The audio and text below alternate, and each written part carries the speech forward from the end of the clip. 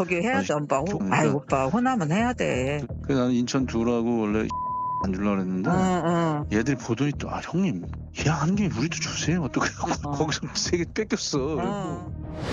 당내 의원님들이 10명에서 많게는 20명까지 관련돼 있을 수 있다는 당 차원에서는 어떻게 될지.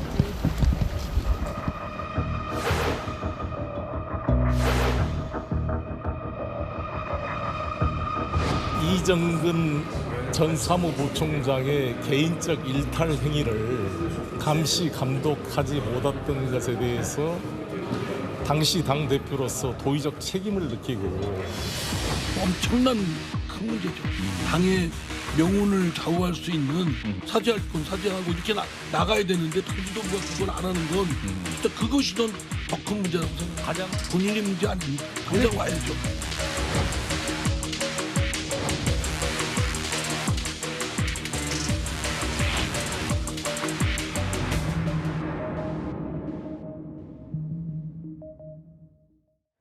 네, 이번엔 2021년 민주당 전당대회 돈봉투 살포 의혹 관련 얘기해 보겠습니다. 일단 돈을 받은 것으로 보이는 인원 최소 70명이 넘을 거란 말이 나옵니다. 연정 의원님, 네. 보면요. 이게 현역 의원뿐 아니라 지역선거 관계자들까지도 그룹별로 이렇게 나눠서 돈이 갔다라는 의혹이네요. 그렇죠. 이게 이제 지난 2021년 5월 2일 전당대회 직전에 그러니까 네. 돈이 뿌려졌거든요. 예. 당시에 굉장히 치열했습니다. 예, 그랬죠. 당시에 홍영표, 우원식, 그다음에 이제 송영길 나왔는데 원래는 이제 송영길 후보가 좀 앞서가다가 이 홍영표 후보가 이제 친문의 후보잖아요. 네. 그러니까 조직력을 해서 이제 굉장히 많이 따라왔어요. 이제 그런 상황에서 이걸 이제 그 승세를 지키기 위해서 저렇게 무리하게 어떤 돈봉투를 뿌린 게 아닌가 하는 생각이 드는데 문제는 이제 지금 현역 의원만 지금 10명이 넘어가지 않습니까? 당시에 보면 대의원들 같은 경우는 일반 당원들보다 표가 수가 더 많습니다. 네. 그러니까 지금 몇 표를 더 얻느냐에 따라서 굉장히 승부가 가려지는 상황이거든요. 특히 이제 지구당 위원장 같은 경우에 거기도 지금 상당수가 이제 뿌려졌다 보면 근데 문제는 이분들이 지금 다음 총선에 다들 나가야 될 분들이에요. 네. 근데 문제는 이게 이제 불거질 경우에 어마어마한 이제 이게 좀 타격이 생기는 거거든요. 지금 아시겠지만 예전에 그 박기태 전 대표 같은 경우는 징역 8개월에 저 집행유예 2년을 받았습니다. 그때도. 그러니까 이게 정치자금법 위반이 될 수가 있는 거거든요. 받은 사람도 다 걸릴 수가 있어요. 그러면 이거는 지금 이 사건의 어떤 본질뿐만 아니라 실적으로 정책으로 미칠 수 있는 파장도 이건 뭐 제가 알기로는 뭐 역대 이런 사건 중에서는 가장 큰 사건이 아닌가라는 생각이 들어요. 왜냐하면 액수는 전체는 많지는 않지만 많은 사람들이 일단 이 봉투를 받았기 때문에 그리고 또 이게 명확한 이 통화 기록으로 다 이 전화 기록으로 남아 있습니다. 그러니까 이거가 뭐 진술로 할 경우는 뭐 예를 들어서 진술의 신빙성이나 이런 것들을 좀 뭐 바뀔 수는 있지만 이번 같은 경우는 전화 통화 녹음으로 다 녹음돼 있기 때문에 이걸 네. 뭐 어떻게 빼도 박도 할 수도 없는 그런 상황이거든요. 그러면 이게 뭐 형사적인 어떤 처벌을 넘어서서 실적으로 민주당에 미칠 수 있는 파급 효과는 아마 역대 가장 큰 효과가 아니겠나. 왜냐 70명이나 되는 지금 만약에 국회의원과 현역 지구당 위원장이 이걸 받았다고 그러면 이분들 다음 총선 출마할 수 있을까요? 저는 어렵다고 봅니다. 네. 보면요. 검찰은 송 대표 당선 목적으로 살포된 돈을 한 9,400만 원 정도로 보고 있습니다. 그리고 검찰에서는 당시 송영길 대표 캠프에 있었던 윤관석 의원을 주목하고 있는데요. 검찰이 지난 12일 윤 의원 자택과 그리고 사무실 등을 압수수색을 했습니다. 수사에 나선 배경 윤 의원과 이정근 전 부총장의 녹취 때문이었습니다. 오빠 똑같이? 그렇지. 어제 그만큼? 그래서 내가 그게 5명이 빠졌더라고. 오늘 안 나와갖고. 그래서 오늘 빨리 그래야지 내가 여기 회관 돌아다니면서 만나서 처리하거든. 그래, 해결할게요. 예. 네, 이게 4월 28일, 2021년 4월 28일 대화 내용입니다. 들어보면 어제만큼 달라고 하는 듯하죠. 또 윤 의원은 전날인 4월 27일 이 전 부총장으로부터 300만 원이 든 돈봉투 10개를 전달받았고 다음 날 같은 금액을 더 달라고 한 것으로 검찰은 파악하고 있습니다. 그리고 전달 장소를 의원회관을 돌아다니면서라고 표현을 했는데 그러니까 국회의원 사무실이 있는 의원회관에서 만나서 직접 주겠다는 뜻으로 풀이가 됩니다. 의원들이 먼저 요청한 듯한 내용도 있는데요. 대화 내용 더 들어보겠습니다. 그래서 그치. 우리 하여튼 이나 이나 이나 이 둘은 또 호남이잖아. 거기 해야 돼, 오빠. 아이, 그러니까. 오빠, 호남은 해야 돼. 그래서 나는 인천 두라고 원래 안 주려고 그랬는데 응. 얘들이 보더니 또 형님 예약 한 개 우리도 주세요. 또 그래갖고 거기서 3개 뺏겼어. 그래갖고 네, 녹취를 들어보면 어제만큼 더 달라. 일부 의원들은 우리도 달라 하고 뺏겼다. 이렇게 얘기를 하는데 최준봉 교수님 어떻게 들었습니까? 그러니까요. 이 녹취 내용만 보면 심각한 상황이라는 생각이 들어요. 뭐 이 내용이 이제 실현됐냐 하는 문제는 검찰이 수사를 통해서 밝혀내겠죠. 저는 민주당이 이 문제에 좀 더 선제적으로 대응할 필요가 있다는 생각입니다. 제가 그렇게 선제적으로 말씀을 드리는 것은 물론 검찰 수사를 지켜봐야 되겠죠. 왜냐하면 뭐 지금 거론되고 있는 의원들은 본인들은 연루된 게 없다고 얘기하고 있으니까요. 그럼에도 불구하고 자체적으로 진상조사를 해서 어느 정도 파악한 다음에 거기에 대한 입장 발표가 있어야 한다고 생각을 합니다. 저는 개인적으로 첫 번째로 저는 이와 연관된 누구든 이번 사건과 연관된 사람이 있다면 당연히 공천에서 배제돼야 된다고 생각을 하고요. 두 번째는 민주당 내에 이런 문제들을 해결하기 위한 다양한 대책들을 반드시 내놔야 된다. 그래서 물론 제가 지금 단정적으로 얘기할 수 없는 상황이라는 걸 전제로 말씀을 드립니다만 만약 이게 사실로 밝혀진다고 하면 그건 국민들에게 큰 실망을 주는 거 아니겠습니까? 대개혁과 변혁이 반드시 필요하고 물갈이 반드시 해야 되고요. 이런 문제들이 남아있는 상황을 계속 두고 가면 누가 민주당을 지지할 수 있겠습니까? 그래서 국민적 여망을 받들어서 반드시 개혁이 이루어지는 계기로 삼아야 되겠다 이런 생각이 듭니다. 네, 검찰에선 당시 송영길 전 대표를 도왔던 이성만 의원 주거지와 사무실도 압수수색을 했습니다. 이 의원이 지역 당원들을 관리하는 당내 인사들에게 자금을 전달했다라고 보는 건데 이 내용도 직접 들어보시죠. 그렇게 되면 우리는 그걸 못 받아. 송이 때 바로 같이 얘기했는데 그 지역 사람들. 근데 오늘 이성만은 여기 살림을 누가 사냐? 그건 내가 산다. 그랬더니 그러면 내가 이정근 위원장을 주고 갈게. 송영길 의원한테만 말해줘. 이러더라고. 들어온 걸 대략적으로 저 송한테는 한번 살짝 얘기해 줘야지. 아니 그 조금 모아지면 얘기하지. 야 100만 원 들었다고 얘기하기는 그렇잖아. 아니 그렇.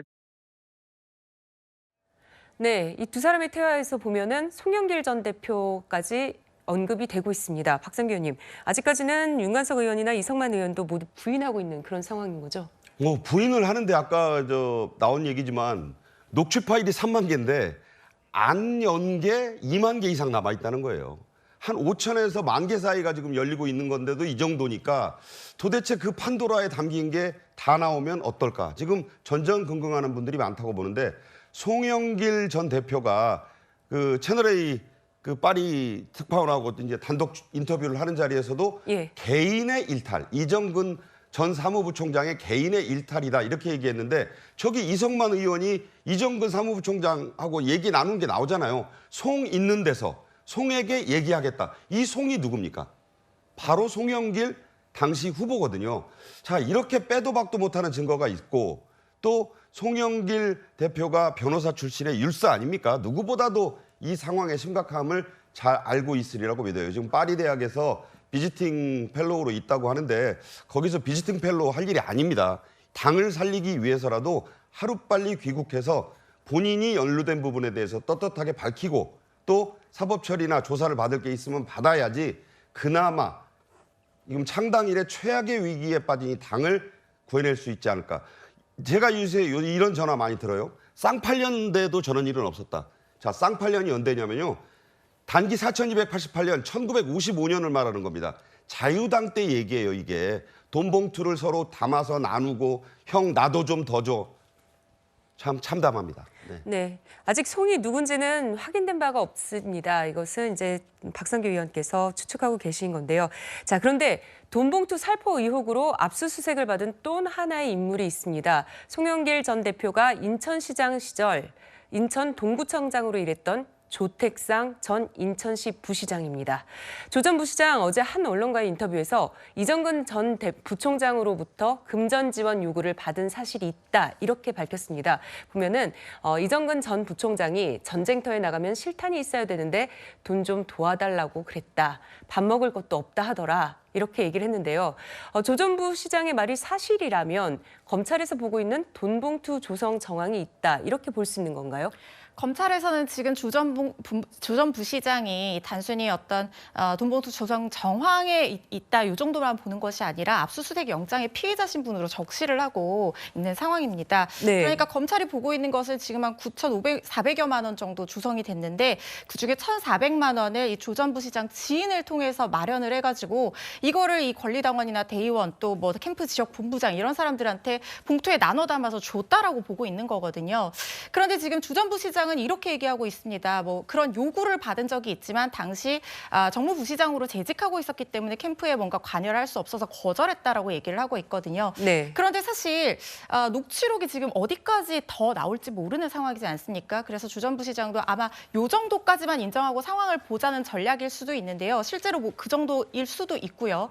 그렇지만 일단 만약에 이 법정에서 이 볼 때 처분 문서 그 이상으로 이제 증거 능력을 가지는 것이 가장 이제 처분 문서가 가장 강한 증거 능력을 가진다고 보고 녹취록 같은 경우에 굉장히 객관성을 담보할 수 있는 그런 증거로 봅니다. 특히 이렇게 현금이 왔다 갔다 하는 경우에는 계좌이체 거래 내역 같은 게 남아있기가 어렵거든요. 그렇다고 하면 지금 녹취록이 굉장히 이제 강력한 증거로 기능할 가능성이 있는데 조 전 부시장이 어디까지 얘기를 했는지가 중요한 부분일 것 같고 또 수사를 통해서 어디까지 개입했는지 밝혀져야 되는 부분이지만 우리가 일반적으로 범행을 판단할 때는 범행 동기와 관련 인물들과 자금의 흐름과 그 이후의 상황 이런 것들에 대해서 종합적으로 보고 판단을 하게 됩니다.